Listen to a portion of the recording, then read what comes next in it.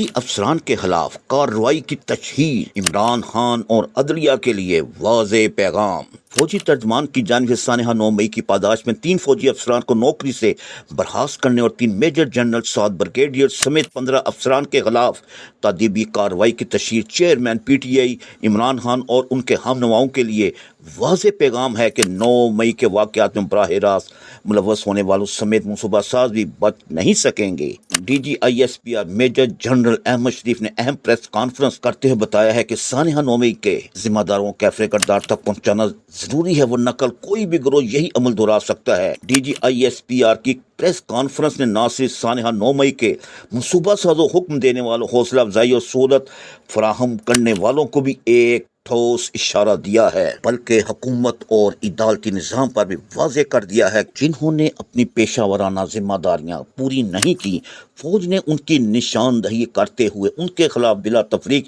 تادیبی کارروائی کر لی ہے۔ اس طرح فوج نے یہ بھی واضح کر دیا ہے کہ 9 مئی واقعات کے ذمہ داروں کے عہدوں، رشتہ داروں اور سینیارٹی سے قطع نظر انہیں جواب دہ بھی ٹھہرا دیا گیا ہے، لہٰذا پاکستان کی حکومت اور عدالتی نظام بھی اس بات کو یقینی بنائے کہ وہ ہر قسم کے مفادات، دباؤ یا سیاسی مصلحتوں کو بالائے طاق رکھتے ہوئے قانونی عمل مکمل کریں تاکہ قومی سلامتی کے مفادات کا تحفظ اور مستقبل میں کوئی بھی ایسی ریاست مخالف سرگرمیوں کی کوشش نہ کرے۔ سینئر تجزیہ کار انصار واسی نے کہا کہ فوجی ترجمان نے اپنی پریس بریفنگ میں عمران خان کا نام لیے بغیر یہ بتایا ہے کہ 9 مئی واقعات کے master mind chairman P T I ہی ہے۔ انصار واسی کے مطابق فوجی ترجمان کی پریس بریفنگ سے بات واضح ہو گئی کہ فوج کا غصہ ابھی تک ٹھنڈا نہیں ہوا۔ انہوں نے بتایا کہ فوجی ترجمان نے اپنی بریفنگ میں دوسرا پیغام جوڈیشری کو دیا ہے کہ 102 ملزموں کے خلاف فوجی عدالتوں میں ٹرائل قانون کے مطابق ہو رہے ہیں۔ سینئر تجزیہ کار سہیل وڑائچ نے کہا ہے کہ فوج چاہتی ہے کہ سانحہ 9 مئی میں ملوث افراد کو